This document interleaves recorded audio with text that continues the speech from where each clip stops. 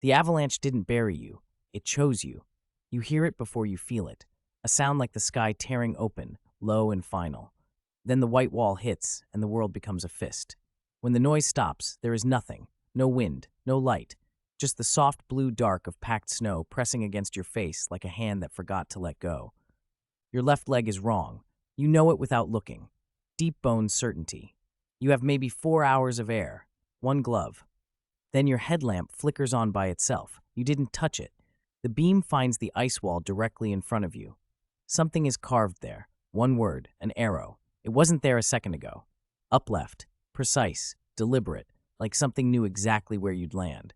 You follow it, and the snow starts moving, not collapsing, opening,